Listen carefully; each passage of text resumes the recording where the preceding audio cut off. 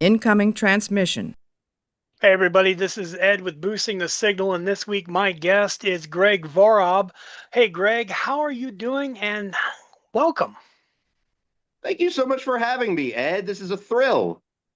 It was my pleasure. Once you had me on your podcast, it only seemed right to have, to repay. Now I don't think people will have seen, or rather heard, my appearance on yours by the time this has already been out. So for anybody that's curious about that, would you like to tell people a little bit about the podcast that I have appeared on and what that is? That one is Random Cinema with Greg and Jace, and that's VHS Jace himself, who you've had on this show, and he's of course known from the Captain's Quadrant, where you and I had sort of connected even before that, just a little bit in the chat and live. I had called in a couple times, and you're there every week. So that's Jace. We connected through there, and I I don't think I'm exaggerating when I say within 72 hours, we came up with that idea for the podcast. And so Oh, we kind of spun off into the random cinema with Greg and Jace. And what we do is our guest gets a selection of 4 years and they choose 1 year out of the four. And then they choose a film that was released that year. And we talk about it for 30 to 40 minutes. And it's it's a great really, because it's fun. It's fun. It's a good concept. yeah, for me, Jace, of course, does it for the love of film. I do it for the love of film. For me, it was I want to watch films, whether I like them or not, that, are kind of out of my comfort zone. Also, I have this philosophy, if you will, of so much art and so little time. We all are on this. We're not going to hear every song ever written. We're not going to see every film ever written. So we came up with this way of, we can see a smorgasbord, if you will, of films.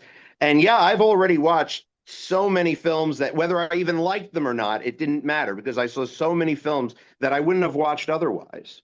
Yeah. Well, and you're 100% right. You take a look at every year, the new generation comes around and they'll say, "Oh, I heard about this really old movie, Back to the Future. You got to check it out." And then you want to kind of just smack them a little bit because of what they've said, but it is good that people do discover things that are new. Or in the case of my episode talking about falling down, spoiler for anybody that yeah, but yeah, it was fun, and it gave, like, when I was given the choice of my year, I remember looking through going, oh, there's some really good choices in here, but I wanted to go a little off the beaten path, as it were. So Yeah, and Jace and I are going to be in our guest shoes in a couple of different episodes where I gave him 4 years and he has to pick one, and then vice versa for me. And we are Ken Radner, who does Star Trek: The Undiscovered podcast from the very beginning and still does it now. Actually, goes you. This is like Sophie's Choice, you guys. This is actually absolutely impossible. So, yeah, it's a lot of fun. We got some great guests lined up, and working with Jace is it was a great gift, a happy accident, if you will, that simply came out of being in the chat of Captain Squadron and being acquainted with Joe. well, something I've never told Jason, and I probably should. My mom loves it anytime I do anything with him. She seems to really love his voice. So, like, in any, like, it's something about his voice. She always says it reminds her of somebody else. I don't know, somebody old from another movie that probably needs to be reviewed, but from a really old movie. But That yeah, actually makes two of us. My mom loves listening to Jace as well. it must be something about the moms. It's the good day, man. It's the good day accent, man. Now, so we kind of touched on this off camera, but it was an interesting story that I really wanted to get back to. And I don't really know if there's a really good way to segue into it, but your last name is Vorob. But as we were discussing your last name, you started regaling myself with an interesting story. I thought you might want to tell everybody, where does your name originate from? Well, it's Russian and it was shortened from Vorobyov. And a lot of people can't say it. To me, I'm looking at it through my entire life. Vorob, Vorob. It sounds like, to me, it seems easy, but it's people. I've been Vorob, Vorub, Vorab. I don't mind people mispronouncing it. I mind people misspelling it. If my name is in a program and I got reviewed as an actor. Greg Vorob did a great job as Friar Francis in Much Ado About Nothing. True review. So yes, we're going back to I don't know when, way before my time, because this I'm named after this man, my great grandfather Samuel Vorob, and I'm Gregory Samuel Vorob. And so Sam was, quite frankly, not the nicest guy. He was what they call a mumser. You folks can look it up. It's a Yiddish word. Take a look. He was what they would call a mumser. And he had two young comedy writer tenants in one of his many buildings. You might wonder, well, if your grandfather had buildings, are you seeing results of that fortune? Mumser. And short story. So Carl Reiner and Mel Brooks were his tenants.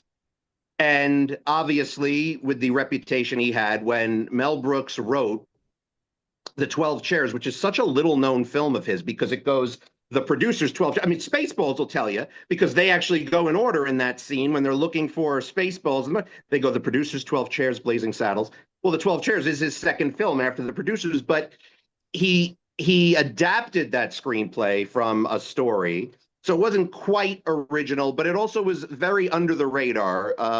Frank Langella starred in it, Dom DeLuise and Ron Moody, who played the main villain, whose name was Vorab Yanioff, named after my great-grandfather. So the family name lives on in infamy through the 12 Chairs. Well, it's interesting, and here's the rub. Okay, so tangentially, we can connect Star Trek to that because Frank Langella was in it, and who was in Deep Yeah. Space Nine, who actually chose to be in DS9 and accept no payment for being in his episodes. I love that.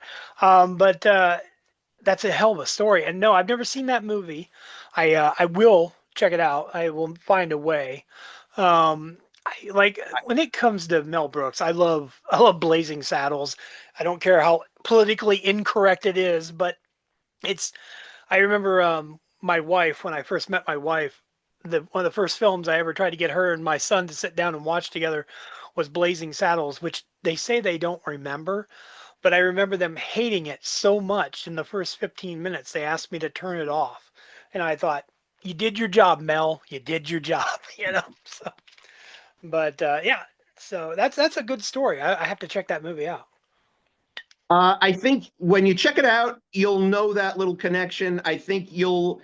It's not a bad film, but I think you'll see why it was sort of his number two, a little bit more obscure film. Okay. But it's good. It's good. Yeah. No, no, I have it's Mel Brooks. I have no doubt. Yeah. Now, so let me ask you this: you do the podcasting and stuff, and it is film based. I know you're on IMDb because we've had the discussions about that and stuff, and I'm very bad about going through and reading IMDb and even letterbox pages and stuff. But which are you? Do you have other podcasts that you do other outside of VHS Jace? Yes. So the actual truth of podcasting is I got into it by complete accident. I don't mean this pejorative toward any podcaster, especially the wonderful community that I know. I don't mean this pejorative. This was just for me. I'm like, I'm not going to do a podcast. I find it very self-indulgent. But I'm talking about, I'm not talking about great podcasts, but there was like literally podcasts like Samantha speaks about flowers and just things like that. And I'm like, I'm not getting into that podcast. But then the magic thing happened, really. I was a guest on a couple of podcasts. It was a pleasure to do. But what really happened was, I'll put it this way, because I don't want to get political. So first was the pandemic. So first now the pandemic's going on, and the pandemic goes on for about a year and a half to 2 years.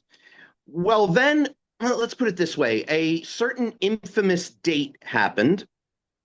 And by the way, I should digress. My background is I was an actor. I am an actor, but the pandemic killed that in so many ways. And so now we're all in quarantine. And I'm watching a lot of films at this time. I'm listening to a lot of music. And of course, I'm like, yeah, it's okay. We'll be out of here in 2 months, whatever. but that magic thing that had to do with a specific date in the month of January, and it involved one of our government buildings. You know what I'm talking about, right? I have a vague recollection of it. Yes, yes. Well, that was it for me. And let's just Not like say you were that there, right? correct. Yeah, no, yeah, I didn't. Yeah, yeah. Um, Just want to clear that up. Yeah. it was, yeah, it was a straw that broke the camel's back. I've, acting and theater experience. So let's just say, I don't know if you could bleep me if this isn't an appropriate word. A shitstorm in my life happened because of that event. And I got together with a buddy of mine, Matthew McHenry. The name is significant. You'll find out in a moment. So he's McHenry. And I said, Matt, let's have, because we just needed to get stuff out. Let's have a one-off conversation on the result of this and how we got here. Um, and he said, yeah, I'd like that.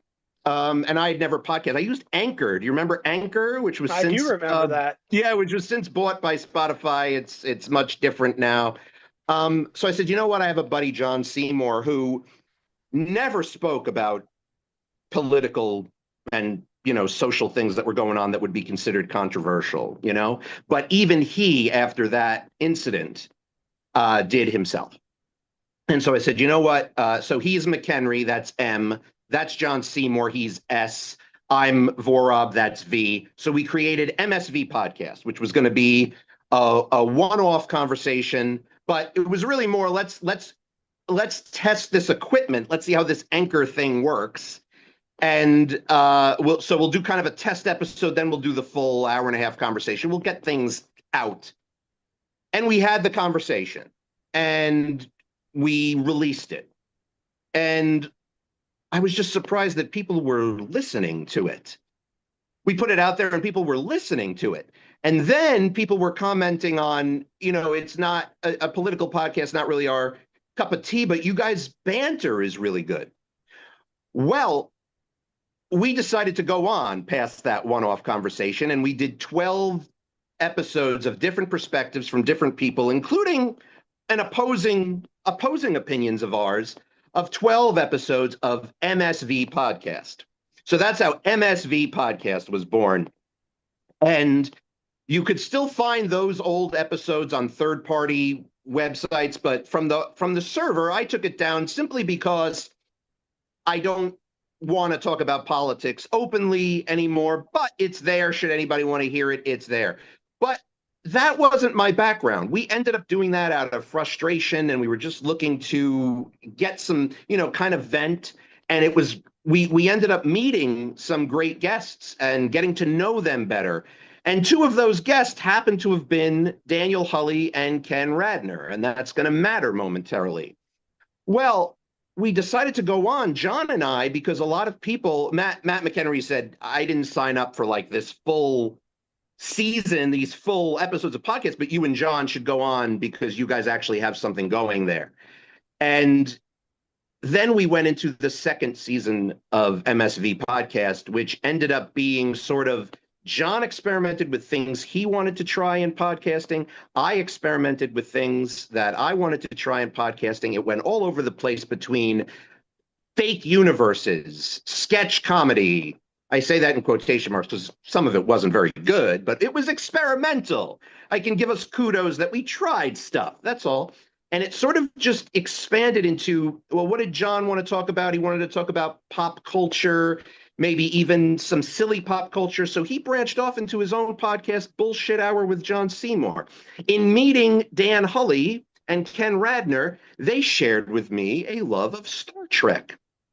And I had a group, Star Trek Fans United, on Facebook. And from there, we met Dan Martin and subsequently another guy named Jesse Bailey and a friend of mine from college, Matt Millsop. So there were 6 of us.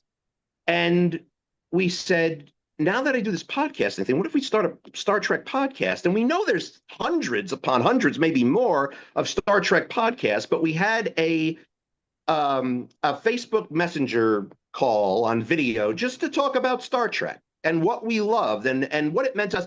And all of us, which at this point was six people, had a different perspective of how we got into Trek, why we love Trek, and why Trek was ingrained in us. And we said, yeah, this could be a podcast. And so, because there were six of us, Dan Martin said, then we named the podcast Star Trek Six, the Undiscovered Podcast. Subsequently, we lost Jesse. I don't even know what happened to him. He kind of disappeared. Jesse, if you're out there, hi, we're doing the podcast now, wherever you are. But so it started out with six of us, then it was five of us.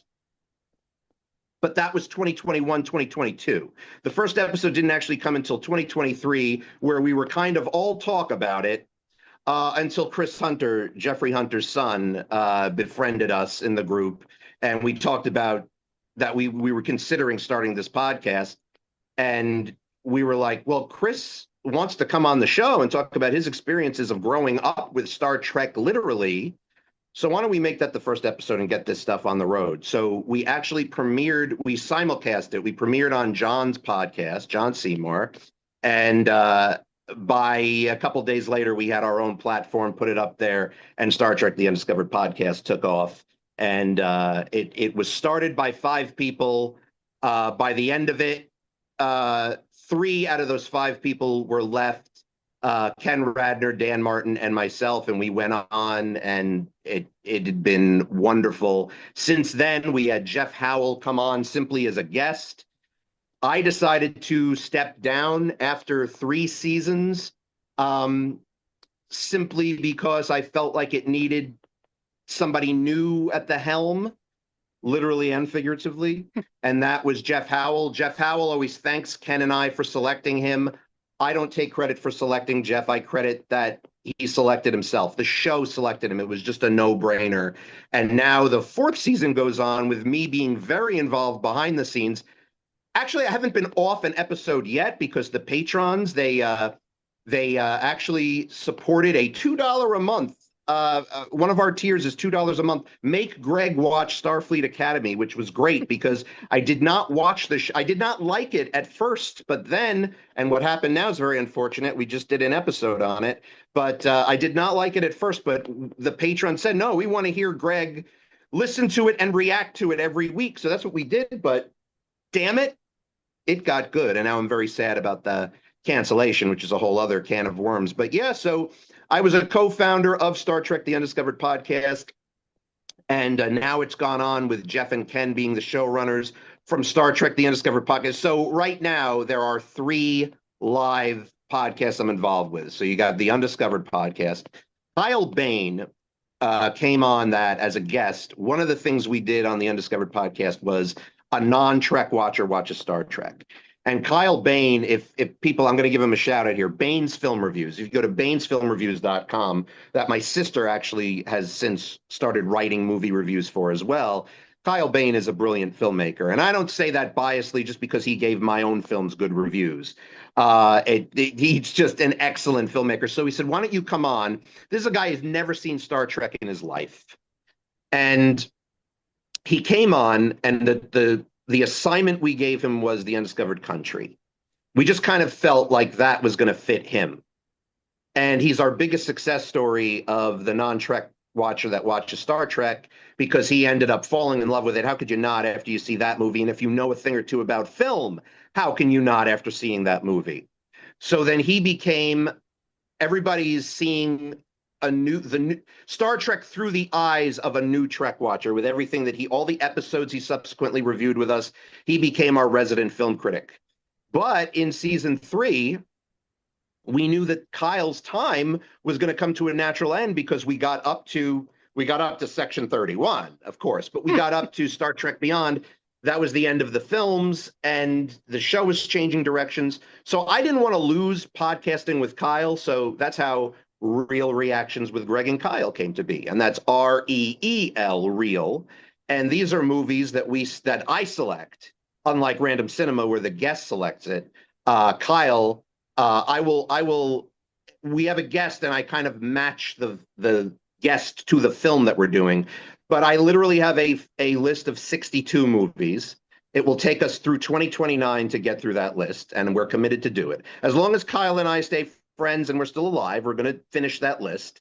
And we do it once a month without fail. It's never off a month. And if we do ever lose a month, we just make up for it that month. We do two a month. And it's under the radar films that I think are lovely, but nobody knows. And I introduced them to Kyle and a guest. And if folks go to Real Reactions with Greg and Kyle over on Spotify or iHeart, you could see the films that we've done so far. And I also think it's also amazing because Kyle, I was born in the late 70s, he was born in the 90s, and like seeing all this stuff through his eyes, especially Star Trek, was quite fascinating. I feel like if we were dropping names with Brent and Johnny, we need a bell. I could have rang the bell 87 times during that. I was like, so many shout outs. And I'm not even going to try and put all their names on the screen because holy cow. But yeah, no. And one thing I do like the idea of your random cinema type situation. Just out of curiosity, when you have a guest and you say you choose the film for them, how do you go about that process? Do you like vet them? Is there a process? If you take a look at our films that we've done on I'm sorry, on Real Reactions, Oh, wait, sorry, real reactions. I, yeah, Ed, it's, I can't describe it. And sometimes I'm wrong. Sometimes I'm wrong, but I kind of so let's look at the first episode. I had Keith Bliss as the guest. The movie we reviewed was Robot and Frank. And Robot and Frank is sort of this quirky dramedy with sci-fi elements. Oh, it's a good Keith movie. co-host. Frank Yes, Langella again. Frank Langella once again, exactly, the star. And it has those sci-fi elements. It has the dramedy elements. It has that dark comedy elements. And the director, of course, went on to do one of the Marvel films. Not huge on the Marvel film. He did the Thunderbolts, I think. Right? Was it? He did Uh, one of them. The director of that Schreier, Jake Schreier. I'll He ended I'll up take your doing. word for it. I don't Yeah, know. he ended up doing one of the Marvel films. Keith is on Happiness and Darkness, the superhero movie podcast, co-host of that. I happen to know Keith since I'm 10. But the so there's a sci-fi theme in it. He's a sci-fi fan. We did The Road to Wellville, which is very theatrically like a play. So I choose a theater person. And it's I make exceptions sometimes if they've seen the film before but don't remember it, if they've heard of the film but didn't see it, I make some exceptions. But usually I want them going in blind on that one, just along with Kyle. And yeah, sometimes I actually feel I'm going to call John Seymour out, and I actually feel like he purposely didn't like the film I selected to him. He's a big Sherlock Holmes fan, so I selected Zero Effect for him. And he said he didn't like it, but yet he still rated the movie very high, like an 8 or something. And being that it's a modernized Sherlock Holmes, I've been wrong a couple times, but still, the ballpark. Zan Sprouse, who's known from Gold Standard, the Oscars podcast. The second film we did was Mumford, the very little known Lawrence Kasdan film. She reviews Oscar-winning films. She had mentioned being a fan of The Big Chill at one point. So I kind of have to know them a little bit and say, all right, I'm going to take a chance. Don't worry, I'll do it with you, Ed. I will do it with you. There's 62 movies on the list, and will be running through 2029. So eventually I'll match a film, and you will be able to tell, was I right? Was I wrong? Was I in the middle? Was I in the ballpark? I'm gonna be pretty difficult. I think I like most people, pigeonhole me as, oh, he's the Star Trek guy, he's the sci-fi guy. But then, like, you know, yesterday I was in a chat. I like to pop in live. I'll see an Instagram live and I'll jump in just for poops and giggles. And I was in there and somebody was talking about their favorite films. And I mentioned what my all-time favorite film was, and the chat was like, "Really?"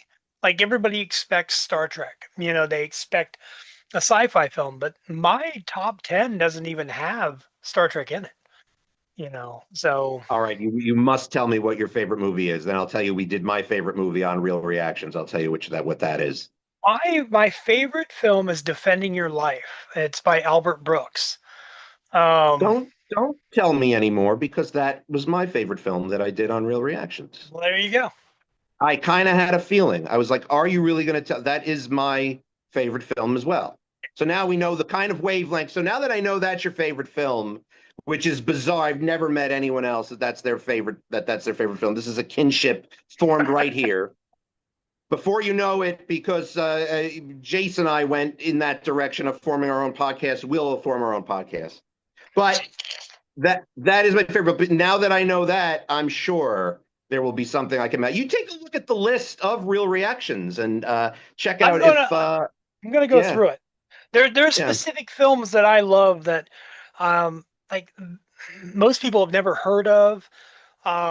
And so I'm gonna look for it. We just had that Step Brothers moment. Did we just become best friends? Yeah, But yeah. like there's one movie, I won't say what it is because it could be on the list and I don't want to taint any results of the future. But All right. there was a movie that I love so much. I saw in the early 2000s. I went to a video store and I saw it on a shelf in a local video store and I took it home. I loved it so much. I was like, well, I want to own this. So I went to the video store and I said, well, how much is this movie? Can I buy it off you? And they're like, well, no, it's our rental. And I said, so if I just never bring it back, what do I owe you? And they're like, and they told me the amount. I gave them the amount, said, I'm never bringing this back. And so I kept it. I still have that very version in my collection. And then I was dating someone, seeing someone in another state, and I went to visit her, and she's like, "Well, what do you want to do?" And I was like, "I want to go to all of these locations where they filmed this movie." And so we made it a point to travel to every point where they filmed it in that city. And so I mean, there's some obscure shit in my in my love. Yeah. It would be wild if that film is on the real reactions list. You could take there is so we started in November 2024. So from March 2026, the films are on there. Take a look at that list. This is Yeah, wild with the we're defending your I'll, life connection. while we're here, I'll look this list up because I'm curious. I'm curious enough not to wait until we are done. And Yeah. Well, I think the audience wants to know. well, they may not, but they're going to find out. All Remember, right, the film so you mentioned could be on a future list. okay, so I'm on your real reactions on YouTube. So it's not on YouTube. So go on Spotify or go on IMDb to look up Real Reactions with Greg and Kyle. Because as much as because of so many podcasts that we've started or that I've started, coming up with a name is so hard that you eventually say there's so many podcasts already taken with that name. And so we eventually say, okay, how about this podcast has no name? And what do you know? A podcast would Oh, be called This Podcast Has No Name. So there are other real reactions. now I see the Defending Your Life is on there from December of Yep. last year. I'll definitely be listening to that one. And as you can see, I gave you no lip service. It says Greg's all-time favorite film. Yeah. The Stuart Saves His Family. That's a pretty decent film. It doesn't get a lot of love. Robot and It's Frank. No, the prejudged. the the, the movie is not on the list. So Well, it could be on the future list. definitely be on the future list. Yeah, my top 10 is very eclectic. Like I said, if it comes to Star Trek films, like I love Star Trek films. Don't get me wrong, that's why we're here. But like I don't want to ever put them on a top 10 because they're comfort films. Like I could watch Wrath of Khan, I could watch Undiscovered Country anytime. Like literally any day, every day, if I had to. The whole, the old, if you were stuck on a desert island, what would you have? I'd probably bring those with me. Um, but then I'd need Yeah, electricity. it's me with Ghostbusters. I can't call it my favorite movie because Ghostbusters is my everything movie. Ghostbusters, I remember seeing in the theater when I was 5 years old. And a lot of people, when they talk about the first time they saw Star Wars, now, granted, I was not born just yet when the first Star Wars came out, but I saw Jedi in the theater. That was the first one I was able to see in the theater. But Ghostbusters was a completely different ball game for me. I was 5. I was so small that they had to put me on a armrest so that I could see. And I still had trouble seeing, but nobody would have trouble seeing over me because I'm so small. And believe it or not, it didn't even scare me. It was just I was watching it with my mouth open the whole time, going, "This is funny. This is scary. This is exciting. This is thrill." And I'm like, "Well, this is everything a movie should." And I'm 5. How do I know that already? And I said, "This is everything that a movie should be." And I got home. We saw it with a neighbor. My sister and I. A neighbor actually took us. I usually went to the movies with my mom or mom and dad.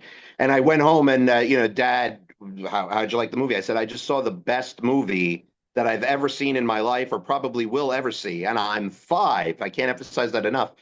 Well, he said uh, that that film was developed by these two guys that came out of Saturday Night Live. He's referring to Murray and Aykroyd. SCTV was not Right. here, where you have the Ramis connection. But Nick at Night was showing the half-hour redacted old SNLs that Aykroyd started out on, and then we had in a deli a video rack where you can rent movies in our local deli, and the best of Dan Aykroyd was there, and we would just rent it over and over again. I was obsessed with his Julia Child and his Erwin Mainway and that's when I knew what I wanted to do. My career didn't take me in the direction of doing that kind of training that you do for SNL, like Second City Improv or Groundlings and that kind of stuff, or UCB. I ended up being a Meisner trained actor. So it went into a different direction, but I still love that stuff. And if people go on my YouTube channel, uh, that's the kind of stuff that's there. I do other things besides comedy, but that channel pretty much has comedy. A lot of the guy I co-wrote it with back then, I co-wrote that stuff with it. All the same, the SNL, the Aykroyds, the Mel Brooks, the ridiculous, absurd Will Ferrell. He's very much into Will Ferrell, Adam McKay. We grew up with '90s SNL, Mike Myers, that kind of thing. Right. Yeah, it's sometimes like I'll meet people that don't really understand the gravitas that comes to names like Second City, and like I had I think it was my fifth or no, it would have been my seventh episode of the podcast. I had some Second City performers on from Starship Edsel. They had done they still do a Star Trek inspired comedy improv on the Second City stage. And Yes, I that so might have been co-developed. Do you know the name Jay Chin? No, that I don't know. That wasn't an individual that was on there. I was only able to get four, no, five people from the cast. I had the director on. I had the person that was the producer, and I had three of the actors. But it was good. It's pretty good. I recommend anybody that's interested in Second City or comedy or Star Trek to always go back and check it out and give them love. Starship Edsel also they put their stuff out when they do their shows. It's live on YouTube. So if you can't make it to Chicago to watch it, you can watch it live on YouTube, and it's hilarious, and it's always pretty fun and accurate to the Star Trek universe. Um, Again, there's another bell I need to ding. Uh, so, so what did bring you into the Star Trek universe then? Like what caught your attention and said, okay, this is something I like. So that was my parents, mostly my mom, on the Star Trek angle. I find Star Trek to be like sports. I find Star Trek to be like if you have a family that's into it, you get into it, and that's like your sports teams. So um, in at WPIX, which is a local channel in the New York metro area, would show the Honeymooners and Star Trek back to back, Monday through Friday, 11:30, the Honeymooners. And because I was such a Flintstones fan, I love the Honeymooners because Dad would say, "This is the show it came from." But right after it was Star Trek. So Star Trek was, um, besides the films, the series, the original series, and this predates the Next Generation. So I grew up with the original series, which is significant to say later. So Star Trek became, if I had a nightmare, they'd make me tea or hot chocolate. I would watch Star Trek, be comforted, and go back to bed. Star Trek became a show that we would gather and watch as a family. If it was, say, Friday night, I'm off for school the next day. Star Trek would be appointment TV because it was on at midnight, you know. It was, of course, on at all different times over different syndicated channels. And this is, I don't even think cable existed in our house at this time. But Star Trek became family bonding time. And one of the first films I saw in the theater was The Search for Spock. The only thing I didn't like about The Search for Spock was that it lacked my favorite character, Spock. So it was very aptly named. But so we saw that as a family, and we saw Star Trek 4 as a family. The Wrath of Khan was on a video cassette back to back with Star Wars that I would basically wear out. I remember like my after school snack watching that VHS. Um, and Star Trek was always associated as well with comfort because we'd be either in the den or in the master bedroom, my parents, you know, the big bed, you know, all watching it together, you know. Um, Comfort tea, graham crackers, watching Star Trek, you know, and my mom's side of the family. So my dad watched Star Trek and liked Star Trek, but my mom was more closer to the Trekker, Trekkie, and her side of the family were all about Star Trek. Wow. So it became this thing. I went as Captain Kirk as a makeshift Halloween costume one year in school. And so by the time I was 9 or 10, so Next Gen came out and I was 8, but I was not about a Star Trek show without Kirk or Spock. That wasn't until years later when I discovered TNG.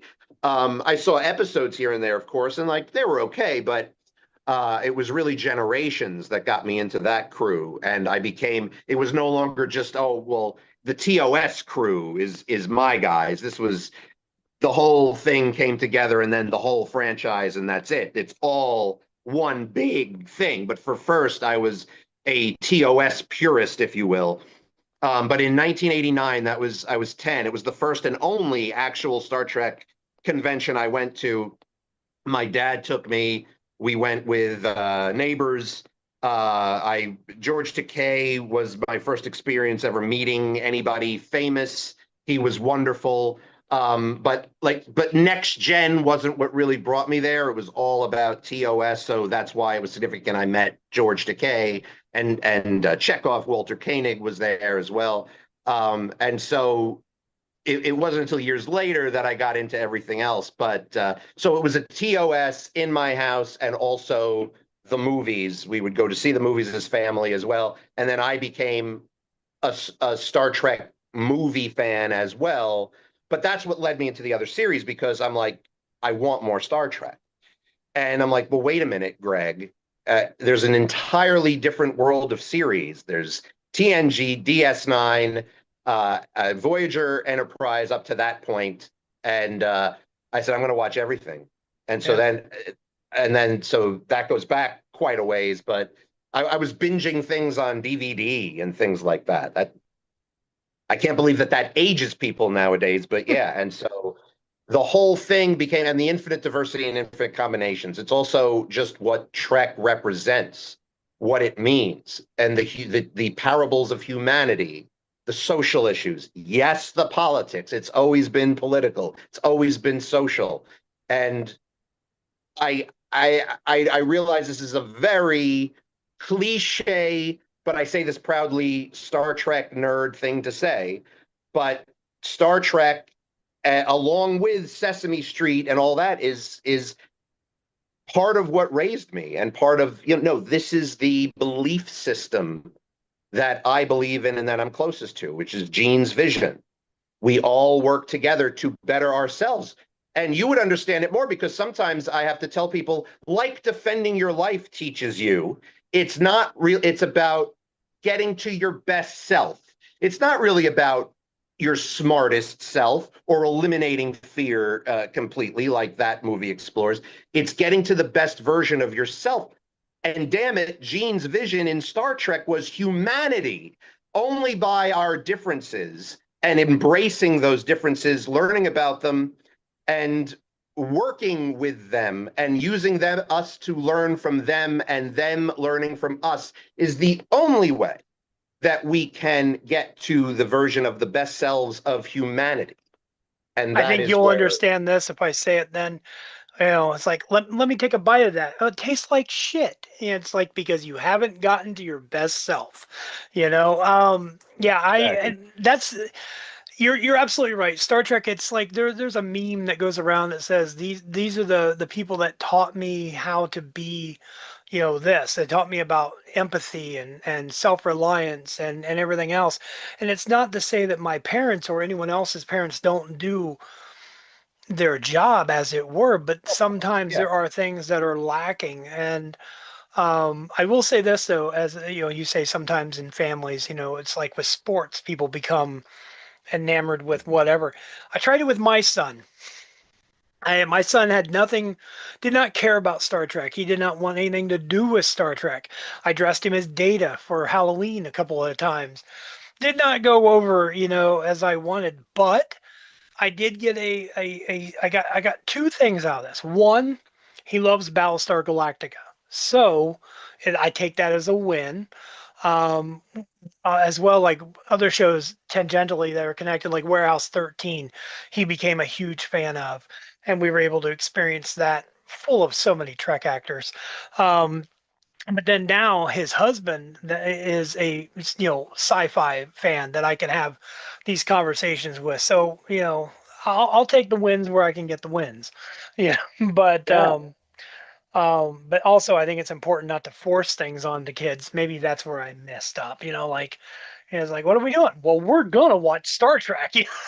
But Well, our showrunner is a unique situation. Jeff Howell, the co-showrunner of Undiscovered Podcast Now, he's the only one in his family. He can't get his kids into it. His wife's not into it. He grew up with it himself in his household. He discovered it himself. So there are those cases, but I know that a lot I have found that Star Trek fans were brought in by their family. But yeah, absolutely. Our parents do their best. The generations do their best with everybody, but there is television, as much as people say it's TV and it rots your brain, or back in the day, or that TV can't be educational. It certainly can be. And I feel like like Star Trek and Sesame Street, literally the same ideals and the same principles come out of those two shows. yeah.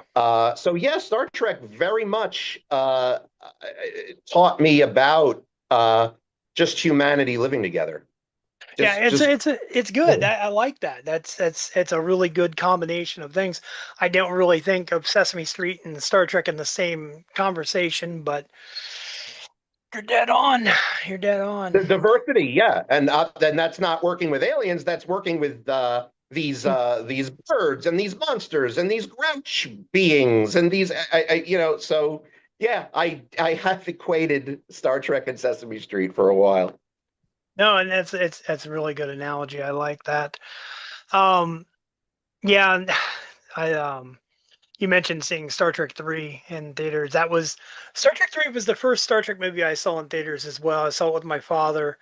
Star Wars though, I saw Empire first in theaters. I'm a bit older. A little Um, bit.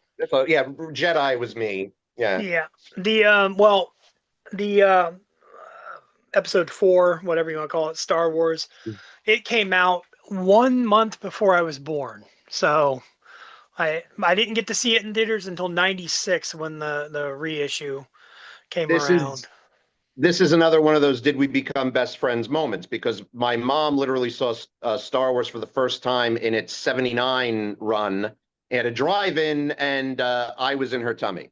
So There she you go. said, and Star Wars, I mean, it was special to me. I did grow up a Star Wars fan too.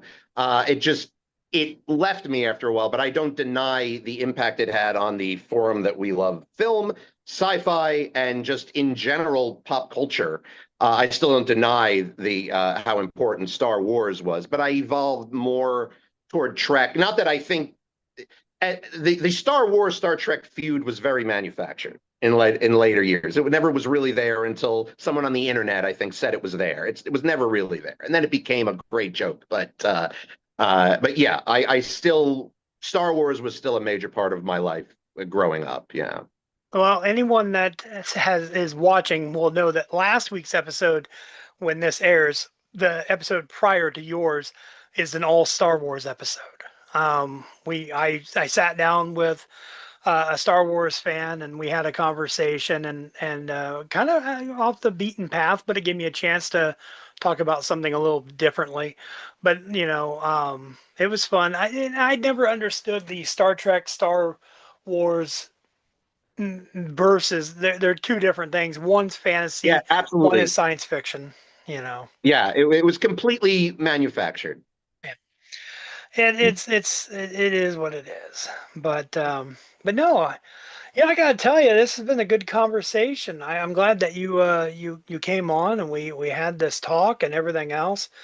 I want to make sure that people know where to find you. So I'm gonna, everything will be on the screen, of course. And if I don't know. You know, I want to make sure everybody can find you and they check you out. Especially, I'm going to go back. I'm going to watch. Or listen to your real reactions. I'm really curious about that. I especially want to hear your defending your life episode. My wife, she knows I'm a big fan. Like the only time I ever had that movie was on DVD. I had the old paper clamshell version, and I you're probably the only person who will appreciate this. I can tell you. I love watching the Criterion Closet videos. I love those videos. So I would always see off to the right side, I could always see Defending Your Life sitting there. And I'd wait for people to find it. And if somebody would choose that in their thing, I'd say, okay, that's a celebrity I could probably get along with. And so I always got a kick out of it. Like my personal Blue Sky page or my threads is usually filled up with people that have posted, or I'll post whenever somebody has chosen that from the Criterion Closet. But my wife broke down 2 Christmases back and bought me the Criterion version of the film because all I had was that crappy, matted format DVD. So I hope you I own it don't in know your which one I collection. have. Yeah, well, I only own, especially because I had to sell a lot of my media, a lot of my physical media I had to sell. But Defending Your Life, the Shawshank Redemption is over there. A couple of other. I eventually will want to have like probably every film I've done on Real Reactions to have hard copy. But I made sure that Defending Your Life and a couple of very selective titles are still in my physical media collection. Yeah, no, I get that. I've had to sell things in the past too. I have quite a vast collection, but it's always when you go looking for something and you realize, oh yeah, I sold that one, because it was either a rare copy or something. And case in point, I was wanting to watch Airheads recently, and I'd sold it because it's such a rare copy of a movie to have, and I was like, I don't have Airheads anymore. I was like, that sucks. And when if it's not on streaming, I don't like that. Now I'm depressed. But anyways. Yeah. But no, no, thank you, Greg, for being here. I appreciate your time. I really do. Tell everybody where to find you. I happen to have that right here next to me, as Sweet. I always do, because yeah, it's such a coincidence that I'm sitting here by my podcast table and have that. So let me spell my name for everybody. Gregvorob. So you remember that. You go on YouTube. That's where I would love people to go to check out some of my own films that I've co-wrote, co-produced, and act in.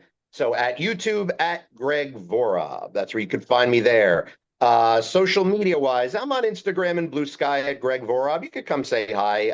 I no longer am about pushing the social media, but you want to go on there and follow things I do? Sure, absolutely. Twitter X, I'm on, believe it or not. And it's a new account, believe it or not. That's a whole other story in and of itself on how that came to be. And that's at Vorob Greg. And then, of course, the podcasts, Real Reactions with Greg and Kyle. That's REEL. That's on Spotify and iHeart.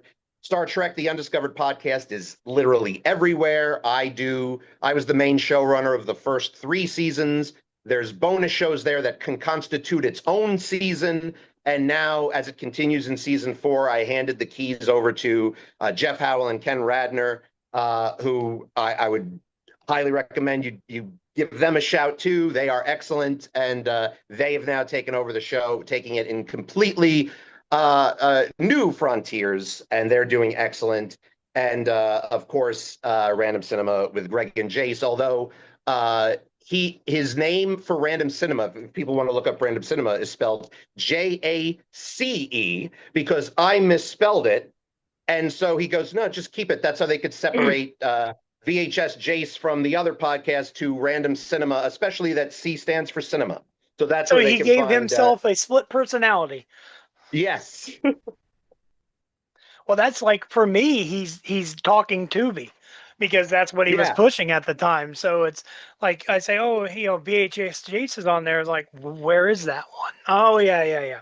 He's talking to me. So, but all right. Well, Greg, stick with me a couple of seconds and we'll finish up. And I'm going to tell everybody goodbye on here. Everybody go follow Greg.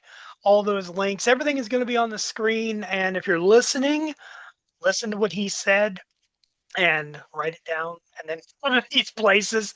And please like, share, subscribe to us and to everything that Greg is doing as well. It's appreciated and Much appreciated. much appreciated. And this time it's free for me, it's free for you, and liking is free and fun. So, all right. Well, we'll talk at you later. Can't wait.